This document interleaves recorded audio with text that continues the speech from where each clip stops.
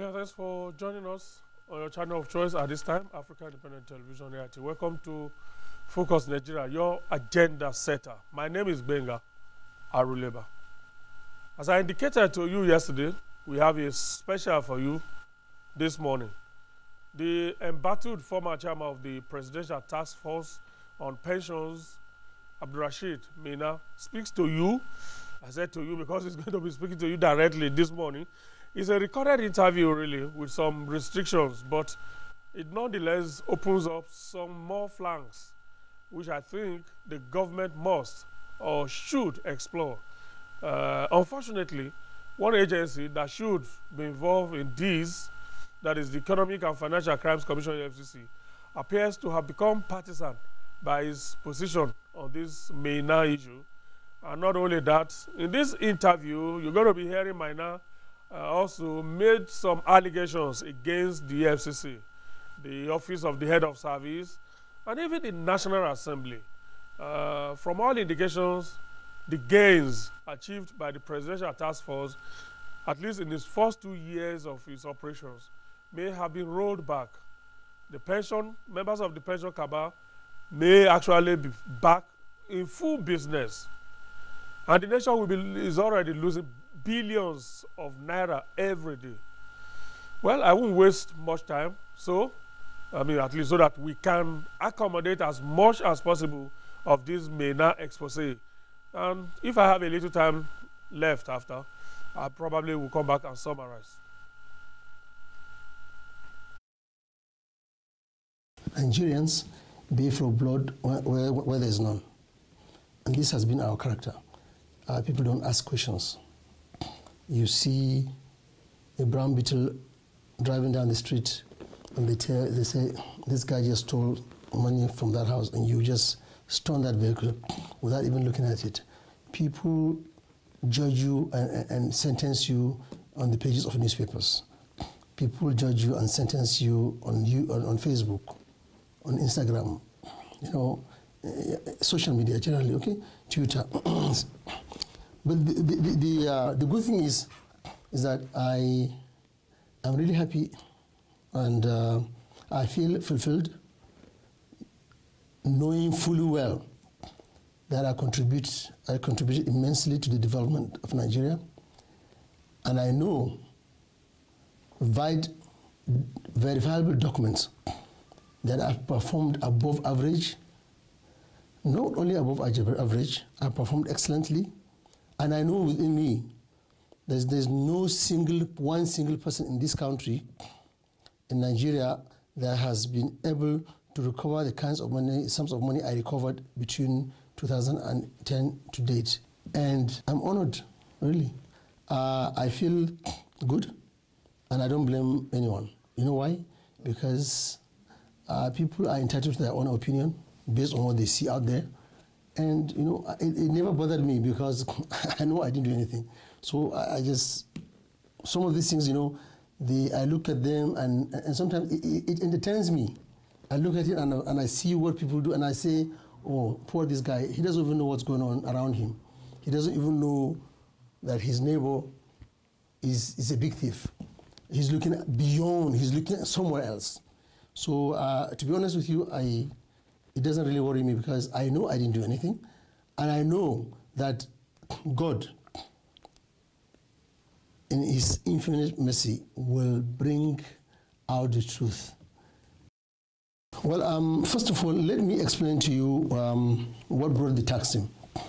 And what brought this tax team was avalanche of complaints all over the country from all the states of the Federation and the diaspora about how Nigerian pensioners are being treated, about non-availability of social security system in Nigeria, about the pension sector, especially those under the pay as you earn. Now, these are people who retired on or before June 30th, 2007. You understand? Those who retired on or before June 30th, 2007. Now, a part of this pay-as-you-go scheme. Anyone who retires after 1st July, from 1st July 2007, goes into the under PENCOM. Now, coupled with this avalanche of problems from emanating from all the states, I think Federal Executive Council decided to sit down and say, well, mandated the head of service to go out there and ensure that this menace is cleared and government wants to have peace in that area and ensure that Nigerians are taken care of in the areas of pension and retirement benefits. So a technical committee was set up under the chairmanship of the then DG of PENCOM. That was Dr. M.K. Ahmed. Now, Dr. M.K. Ahmed was the DG of PENCOM, and the then head of service set up a technical committee under his chairmanship to go out and scout for the best and suitable candidate to come in and restructure, bring a framework. First of all, to build a framework for the restructuring of these pension offices and see how we can have a seamless pension payment system, how we can do a lot of things. So anyway, the technical committee went around all the pension offices. I was then holding forth for a director who had gone on vacation. I was at the Customs, Immigration and Prison Pension Office, and during that time, I developed a database using simple access. I personally developed it at my spare time, and I automated the system in the Customs, Immigration and Prison Pension Office. In fact, it got to a point that we were able to capture the biometrics. We were able to issue them with what we call smart cards, because government hitherto then had been spending over 2.8 billion in conducting annual verification exercises, and I wanted to stop that. Number one, the advantages of that was just to ensure that pensioners don't die in the queues, in the cold, or somewhere, and then during the biometric exercise. And also for government to save funds. Anyway, so with that in mind, the technical committee decided to recommend my name, and I was invited by the head of service, and he called me, and I went to his office for the first time. Never met him in my life. He said, "You are Mr. ABDULRASHEED?" I said, "Yes." I said, "Please, I want you to go and create a framework. Give me a framework on how we can fix this menace." And I asked him, "What is the menace?" He said, "The problem of pension. What did you see and how did you correct it at Customs?" I said, "Well, I was only holding for somebody. I wasn't in charge, but I brought my technical knowledge to help." He said, "Okay, I want you to do that." So I decided to, I went in and I told him, these are the things that are needed. For example, we need to have a verifiable and genuine database, and the database has to do with biometrics, biodata, document management of all the files, and all the other nitty-gritty things that form a database. Then he said, okay, he's going to appoint me the chairman of a tax team. And I thanked him for that. So when the tax team was appointed, the membership was drawn from the Economic and Finance, EFCC. EFCC had a representative, and his name was Mr. I.M. Adoke. When we started, the task force was actually inaugurated in June 2010, but actually took off January 2011. Now, what is the difference between that? The difference between the two is that the head of service pension office was still existing. So during that time, during the period of biometric, they were in charge of the expenditure, all the expenditures relating to the biometric. The tax team had nothing to do with expenditures for the conduct of biometric. So the Office of the Head of Service Pension, department was responsible, in charge of the biometric. And that was why I said we actually started in January 2011. So anything you see from the for the biometric, it came in from the Office of Research Pension. Anyway, so we had also GT Idris from the ICPC, we had Mr. Umoru from the EFC, from the DSS. We have Mr. Mohamed Doda from the NIA. We have, Kagama, Babagana Kagama from the Accountant General's office. Leke, all these other offices, including the Attorney General's office.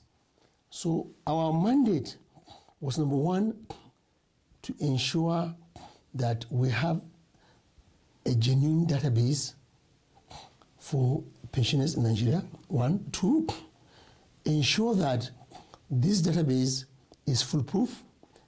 Three, ensure that we create a seamless pension payment system. Four, to ensure that all those that have not been captured in the pension period are captured. Five, to also ensure that all those that have not been paid their arrears of pension are captured and paid. And also to create an e-pension management system so that all the other pension offices in the country can follow suit. Now, that was the mandate we had, and that was the beginning of the task force. Now, let me start from the back going forward, because you have to have the money before you can open an account. Number one, the pension reform tax team never had any account. We are not a statutory organization to even be qualified for a budget. We don't even have what we call an imprest. We were just a committee. It's a task force. A task force is a committee created to fix a problem within a short time. So we're not supposed to have an account. We're not supposed to have all this, because the Office of the Head of Service, the Pension Department of Office of Head of Service, was and has been a statutory department with its allocations and budget. So if we needed stationaries, we apply to Head of Service approves it, and then sends it to the Permanent Secretary. The Permanent Secretary sends it to the Director of Pension sends it to the store supplies us with the stationaries. Now, that was how we worked from beginning to the end. Secondly, initially the first thing we got was we started saving the sum of 4.4 billion monthly from Office of Health Service. Hitherto then, they were stealing 4.4 billion under the Office of Health Service Pension. And those heads of services that had been working there are all aware of this. 4.4 billion? Yes, because... Monthly, quarterly? Monthly. Now, monthly. Yes, we went out for biometric. Now, how did I get this?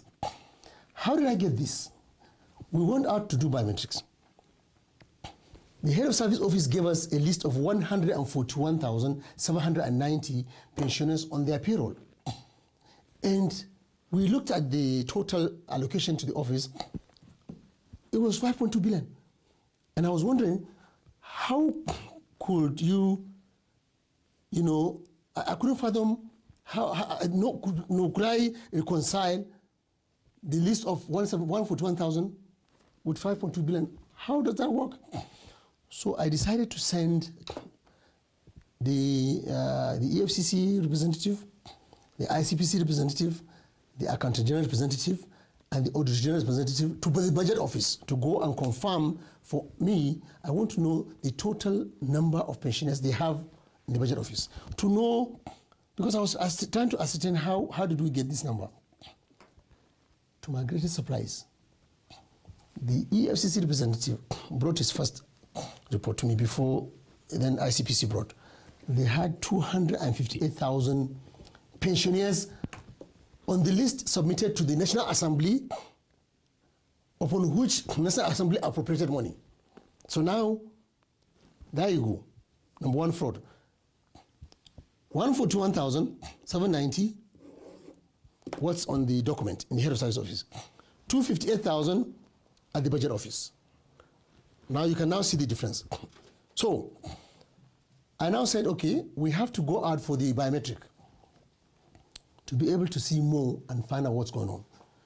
So we now sat down as a tax team, all of us, and in fact, I will tell you, I remember vividly, I was in the office with Mr.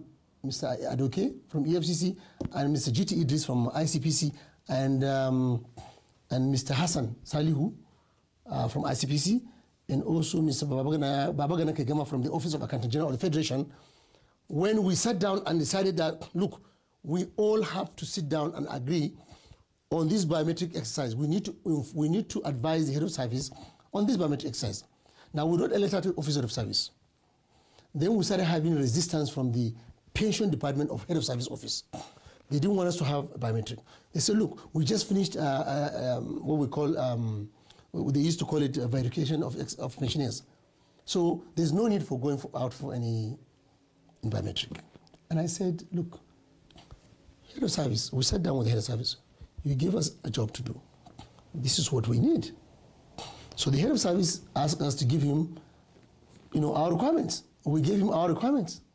These are the things we need to conduct biometric. Now, the biometric, like I said, the expenditure aspect had nothing to do with the tax team, because we don't have an account. We don't operate an account. We never operated an account. The head of service was in charge. Ours was to do the actual work. Now, all these officers from EFCC, ICPC, I had about 47. In fact, sometimes it will rise to about 60 officers from EFCC. Sometimes some of them will be deployed to other places, but then they will still come back. So we had to train all of them. We trained officers from the customs, immigration, prisons, civil defense, DSS, EFCC, ICPC, police, and so many other, in fact, civil society organizations, Public Complaints Commission, to go out and do, including the Nigerian Union of Pensioners. Now, we trained them to go out and do. The biometric was conducted in all the 36 states of the Federation, plus FCT, and also in 8 countries. We had people assembled in London, some in Addis Ababa, African countries, and then Turkey being the reason why we had to go on biometric outside was because the then president traveled to Turkey, and Nigerians living in Turkey accosted him and said, look, we have a community of Nigerian retirees here, and we had, there's currently a biometric enrollment exercise going on in Nigeria, taking place in Nigeria, and we need to be verified. And he said, okay, we will send you a team. And that was how the issue of biometric in the diaspora even came about. The president said, I want the tax team to go out to certain locations outside Nigeria to conduct biometric exercise. So now, this biometric took place in all these locations. And we came back to find out that the actual amount needed was 825 million naira monthly, as against 5.4 billion. Now, how would you expect the head of service to be happy with me? How would you expect the director of pension to be happy with me? How would you expect the pharmacy to be happy with me? And how would you expect all the heads of service of pension to? And how would you expect the 7th assembly to be happy with me? Definitely, I will be the bad guy. You know why? Because I had to go to the Minister of Finance to request her officially to stop the remittance of 5.2 billion naira to the Office of Health Service. You know why? Because we found over 73,000 fake pensioners. Now, when I say fake pensioners, some people say, no, you omitted names of people and now you call them fake. I said, no. When we went out, when I say we, I mean the tax team. And this job, particular job, was given to the EFCC and ICPC. Now, EFCC and ICPC personnel went round to fish out these 73,000 names. In the particular bank, we had a person's name appearing 555 times. Now, when they went and they found out most of these people are primary school teachers, laborers, traders. You know how they came into the dance? There's a lady, her name is Iabu. She was the one in charge of collating all these funds in all the states of the federation. Now they will send you 2 million naira to your account. You take 10% of the 2 million and then give the balance to Ms. Iabo. You put it in her account, she mops it out, brings it to Office of Head of Service Pension. Head of Service Pension takes their part and send it to other sectors in the finance, in the National Assembly, in the Head of Service Office, in so many other departments where these monies are shared. Now, this thing is not it's not a hidden thing. It's a, you know, it's an open secret. Okay, it's an actual result of the biometric enrollment exercise that we went out with the security agencies to do. Because now a pensioner is coming to be verified. He comes in the line and sees EFCC, ICPC, and SSS. Definitely, if he's a fake pensioner, he will go back. And that was what happened. That took us to the banks to go and find out these 5.2 billion, how have they been expending this money? Where has it been going to? So we realized that the Nigerian Union of Pensioners were part of the syndicate. The Nigerian Union of Pensioners were collecting money, huge sums of money. We saw these are conduit pipes for siphoning money. For example, I will give you, in January 2010, 185,248,312 naira was paid into the account of Nigerian Union of Pensioners. For what?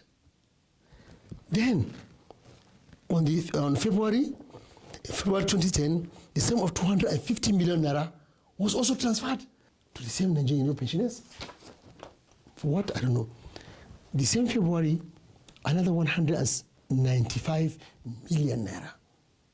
Now, March 2010, 130,522,070 kobo was paid into Nigerian Union of Pensioners. What are we talking about? Then,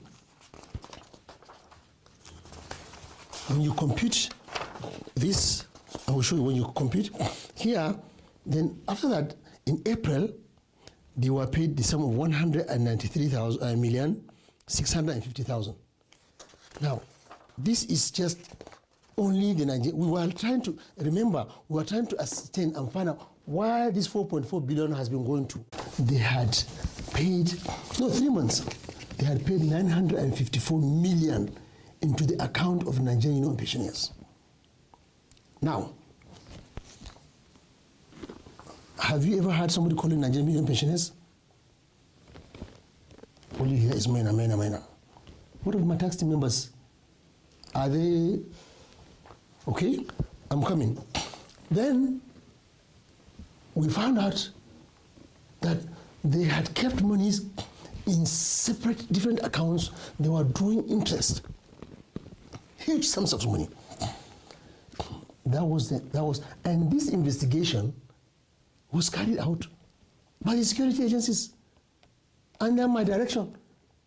And the EFCC were the ones in the front.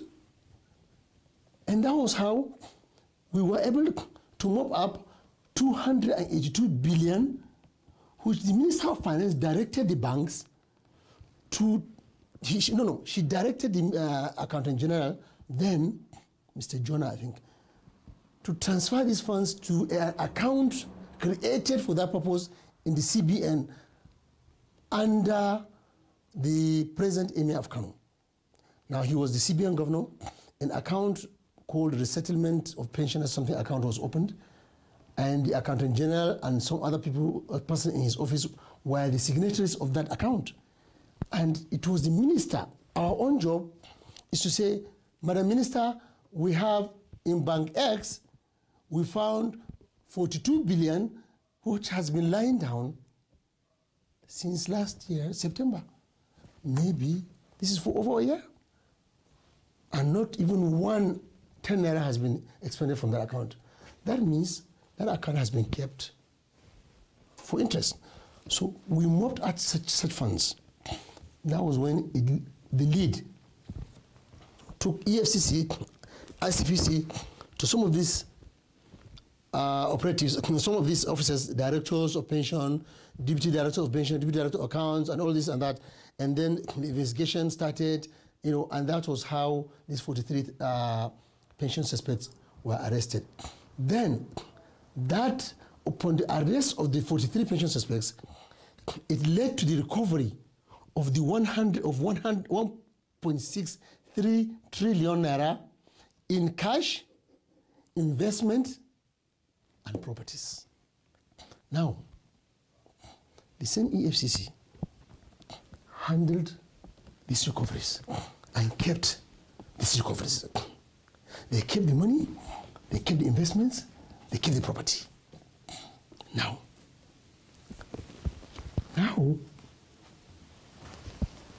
MAINA's name is being called.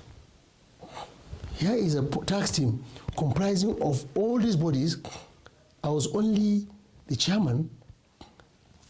I don't actually go out to do the field work. I direct, I supervise, I ensure things are done. I have never seen these monies we recovered. But now, everybody is fighting, backing at MAINA. You know why? Because I refuse to bend backwards. Now, I've been approached several times. There was a day in the evening, I was sitting in my office. One of the pension suspects arrived at my office and demanded to see me. They were under investigation. It was under investigation. So I didn't want to see him. So I asked one of the officers representing ICPC to come in with him. So he came in with him and said to me that he wanted to speak to me alone. And I said, no, there's no way I will sit down with you in this office alone. He said, okay, can this officer shift a little bit? I want to say something. I don't want him to hear. I want you to hear. I said, okay. Mr. GT, can you shift? He said, yes. What is it? He said, I want to show you something downstairs. I said, I'm not going downstairs. No, from your window. I said, okay. We went open my window. I saw a brand new Toyota Prado, with, dark. Then he called somebody, the person opened the back seat. There was money inside. He said, all we want from you, we just want you, tell them either you are sick, or we want to take a vacation, or something. We just want you to get out of this. We know nobody can do anything with us because they don't even know how to do this job. We know that, this is what he said to me. He said, the eagle eye is actually in your eyes. It made me laugh. I said, what are you talking about? He said, no, please, this is from all of us. I said, who is all of you? He's mentioned the names. I said, okay, do you know what you'll do? Do you know what you'll do? I'm going to sit down and consult with my colleague here. And so I would want you to come back around 6:30 in the evening so that after consulting with my colleague, at least I don't want to take one decision alone. I was trying to, do a sting operation. So he agreed. Then I went to inform the head of, immediately he left my office, I walked to the office of head of service and I informed him of what happened. And I said to him, all the security agencies are aware. Now, this is what we want to do. Head of service said, go ahead. Unknown to us, there was somebody in the office of head of service who was part of the cartel. He called them and informed them, don't come, there's a sting operation. Now, that person, we followed and found out that they bought him a huge house in Abuja. Now, this is how we started. So that was how my name started filtering, because they see me as the guy who refused to accept these funds. And some people came to tell me that they had discussed with some of these officers from some of these security agencies who had agreed. And they told them that their problem was me, that MAINA, our chairman, is our problem. If you can meet MAINA and he'll agree, we are okay. I'm telling you from the security organizations. And I know the names of those people who did that. For example, this is an interim report of the biometric enrollment exercise by the representative of EFCC on the tax team. And at that time, Colonel Idris Sule was the representative of EFCC on the tax team. So he wrote, and if you see it, it's copied to the chairman, EFCC, it's copied. Now it's addressed to the head of service, but copy to the chairman EFCC. Now, this is an interim report of the biometric. So why will he write an interim report? Because he's a member. Now, they send the reports to the Office of Head of Service and copy their commission. Now, they do send reports to their commission that does not even come to us. Now, let's say, for example, some of these reports might go through the normal process and some people might see, on the need-to-know basis. But definitely, they will inform me, this is what's going on and this is how, because we work in tandem. This is how the reporting line is, okay? And that's how we sit down. See, we sit down almost every day except, in fact, sometimes Saturdays and Sundays. And the operatives of EFCC especially were more in the system than all the other operatives. And so we were working together, and all the time. We worked together. All the EFCC staff went on this biometric to all the places. Their senior officers went abroad for the biometric in the diaspora. And all these accounts and everything, we sit down, we look at like this 71 accounts. We sat down and looked at the accounts and say, okay, this is how we're going to go about with the investigation. When we had this issue of 71 fake, unauthorized bank accounts, I knew it because I sat down, I invited all the 25 banks, and I told them clearly, and I said, look, we are looking for information. If you don't give us this information, we will definitely ensure that you are prosecuted, because all your banks, all this, you look at these 71 banks, 71 accounts, all the 25 banks are affected. So now we need to have some of this information immediately. Now, while we had the meeting with them in the office, the operatives in other departments also are trying to get information from us. So I will show you an example. I will show you so many banks we have written letters, and then the letters, the banks would send the letters to the EFCC, but it will come back to us because the EFCC has to get information from the EFCC and the tax team. So this is from UBA to the chairman EFCC, but back to us. Do you understand what I'm saying? That shows you that we've been working together. These are minutes of officers from the EFCC where they minuted these files. Look at it. They minuted these files, and then it comes back to us to see them because they get some of these informations. Let me be honest with you.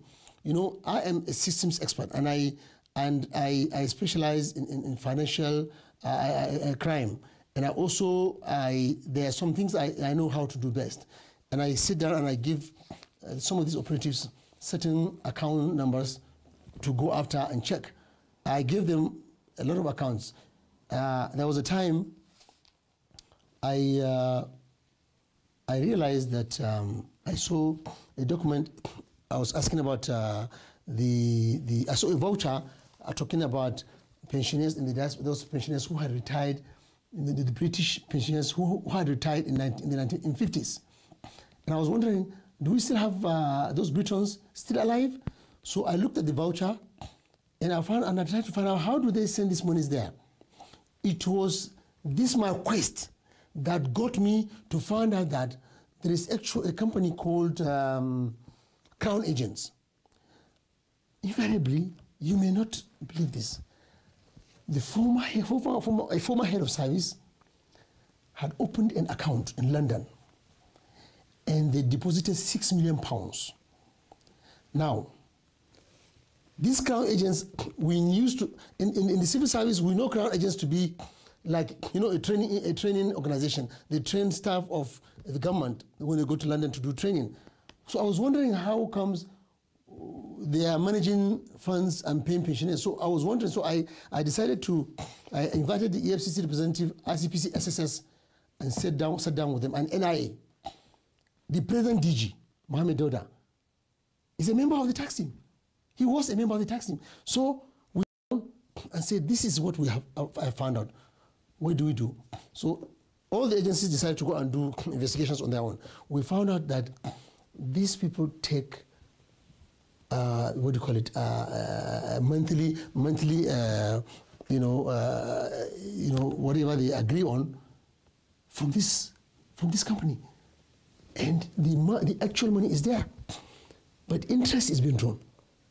So we realized some people were we saw the file and realized something was going on. So we agreed among us to go and see the head of service and say, look, we want to, one of the taxing, at least taxing members must be signatory to this account, because we wanted to block it so we can go and mop the money. So we sat down and agreed. So I and the representative of ICPC, Mr. GT Idris, went to the city head of service. The head of service then was Afolabi, and we went to his office and said, look, we need to look at this account. And he said, which account? We gave him the documents. He looked at it. He said, how would you want to look at it? We said, we want to look at the signatories of this account. We want to write letters to these people in London.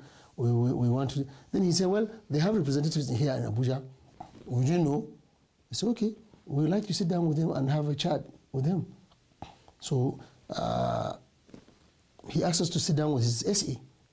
The SA talked to the company. The company came in and they sat down with the SA and discussed. And the SA called us to brief us, and we said, look, first of all, we want them to bring change of signature mandate. We want the mandate form, because we wanted to block the account. Then the SA said, well, if you guys want to sign this account, then we have to go and discuss with the head of service. So we went, all of us. And we insisted that one of us or two of us must be signatories to that account. You know why? Because if we don't do that, something was going to go wrong.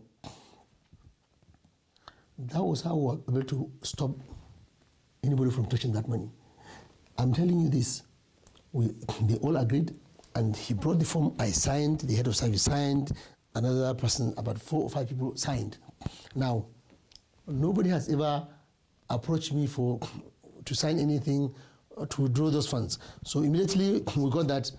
I now asked EFCC, I said, now go after this. We need to go and mop these funds immediately. So if you see, we've been working in harmony, and everything, most of these things you see come from me. But we sit down on the round table and agree. We don't operate an account. We don't have a budget. We are not a statutory organization. We were only appointed for a period of time to sanitize. Now, while doing our jobs, we realized along the way that government funds are being stolen. And we blocked those funds. See, what we blocked was even more than what we recovered. Because we had to block, we blocked. All these loopholes, we blocked them, leakages in government. So that was why the president was really happy with our recoveries. He decided to transform it from head of service tax team to presidential tax team. We were invited to economic team, and we made presentations, and everything was done. Now, to cap it all, when I hear people talk about MAINA and all these things, like you earlier said, you know, I sit down and I laugh within myself, and I thank the Almighty, because I know I didn't do anything. The problem is there is a cartel in Nigeria. See, there's a cartel. There are highly placed government officials in the cartel now. There are highly placed members of National Assembly, very few in the cartel. In all the sectors, in EFCC, they have members. I'm telling you this, a lot of members in EFCC and other organizations. And you know what? All they want from me is to eliminate MAINA. That's all they want. Nobody wants me for anything. If I leave this country today, if I leave, let's say I leave Nigeria today, everybody wants, this is what they want looking for. I had the best security cover you can ever think of. I had the best security cover. But let me tell you, who controls the security? It's a question I'm putting back to the public. Who controls the security? The big guys. And if the big guys are the ones in the cartel, heading the cartel, what happens to me? Let me tell you what happened to me. One evening, I was coming out from the State House. I had gone to see Mr. President on something I saw, which baffled me in the system. And I went to inquire Mr. President if Mr. President was aware of what I saw. Invariably, he said he wasn't aware. In fact, he called the Minister of Finance and was shouting at the Minister of Finance on the phone. When I left Mr. President, I came out from the National Villa, coming just next to the National Assembly. I stopped by the red light. After about a minute, somebody was standing there and sprayed the car I was inside with bullets. And when it was analyzed, the person aimed at my chest. I was seated in the front with the driver, nobody.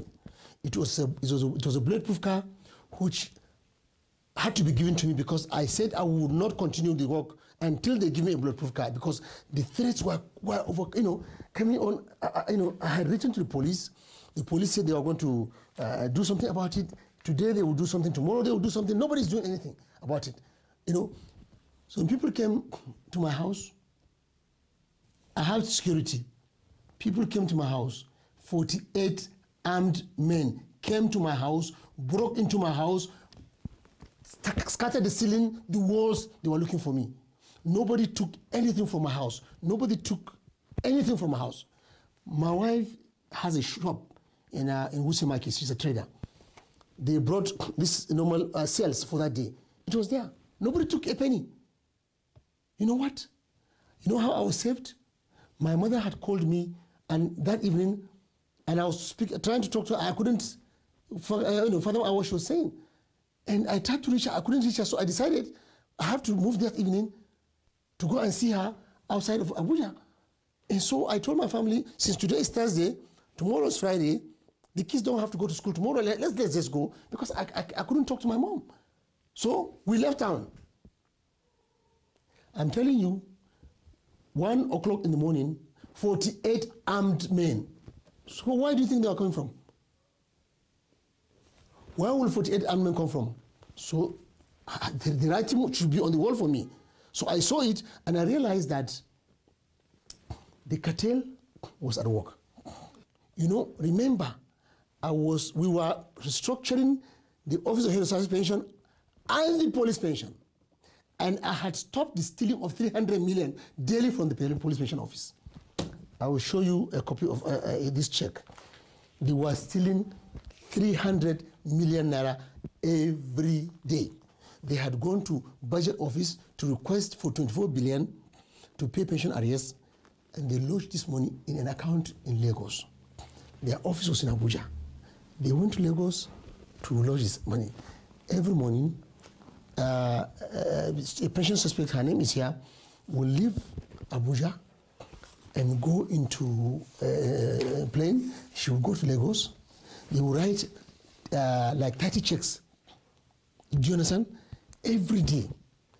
You know how I found out? When we went to do the police pension, I realized they were still working with checks in this era of e-payment. So I asked the operative there, I said, I want us to go into their cash office. I want us to see their safe. They should open the safe.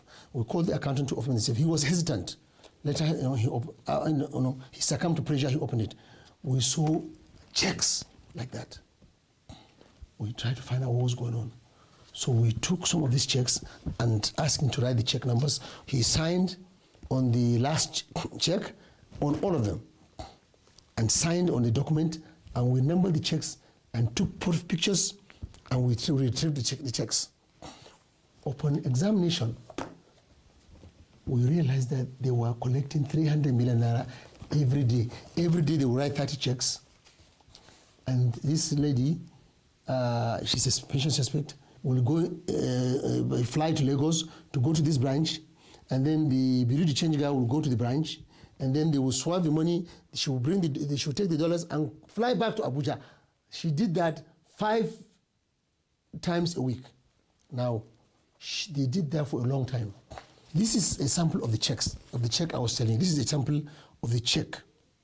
Okay? So this is a sample of the check. You can see it's police pension check. Okay? Now, we have more than 30 of such checks. And that was another blow. So we found out this. And then we went further to realize that, do you understand what they're doing? They also applied for 1.5 billion monthly. All the directors, if this director comes, he will hand over this to this director, and the director will continue. The next director will come, and he will hand over to this director. And he do 5 directors, and all of them, we arrested them. Now, the only person we did not arrest was the permanent secretary under the Ministry of Police Affairs. Now, like I told you, I, as a civilian, was only using derivative authority of the EFCC, ICPC, DSS, NIA, because I didn't have such authorities. I don't have the authority to go and arrest somebody. I don't have that. So I was using the derivative authority of these organizations, even when we go out, to look at, see such offices. For example, we went to a particular permanent secretary's office. We found he had a deposit certificate of about 12 billion. So there are so many things like that. We found, we traced these monies and everything. So the total money, was 1.6 trillion, which has been with the EFCC since 2011. Nobody is talking about it. And I was asking, where are these funds?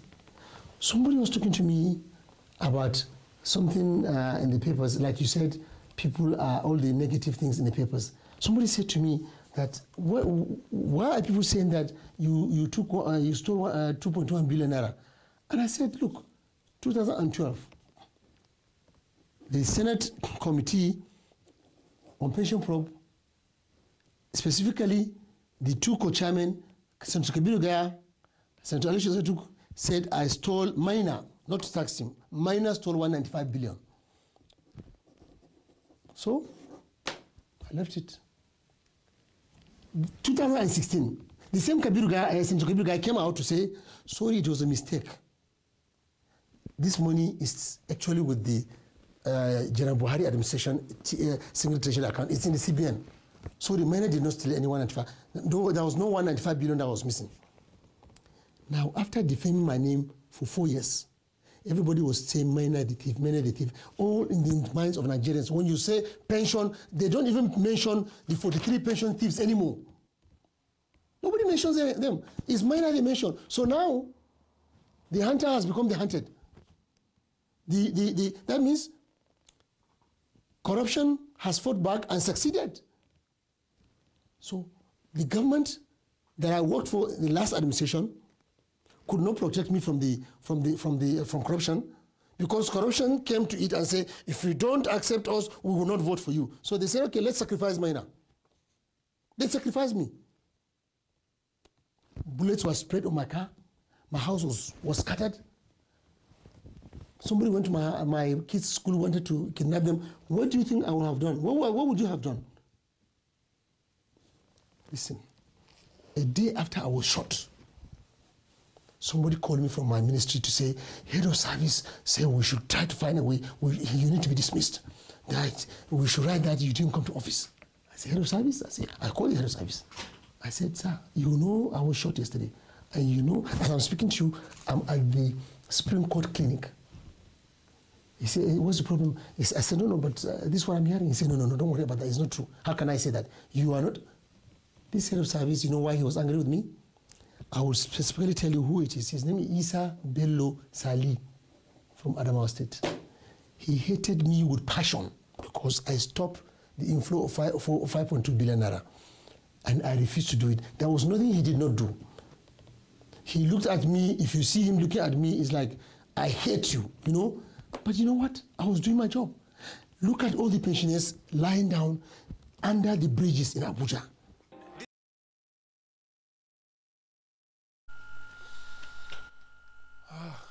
There you had it, ABDULRASHEED MAINA. Like he said, I borrowed his own words, the hunter who has become the hunted now.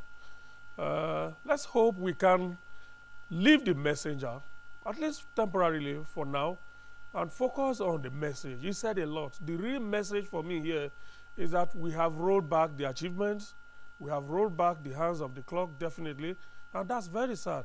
The pension cabal, for all you care, may be back in full business. Is it not sad that this pension thing is just one huge cash cow? It's become a bazaar for everyone, lawmakers, security agencies, ministries and departments, through their pension departments and all of that. Even the National Union of Pensioners. What has become of all the suspects that we heard about before, 40-something or so of them? Where's the 1.3 trillion naira that MAINA said EFCC is in custody of, and all of that? Are we really ready to tackle this pension monster? Those are the posters that I will leave you with this morning. Thank you for investing your time with us. God willing, we'll be back same time tomorrow. Enjoy the rest of the day.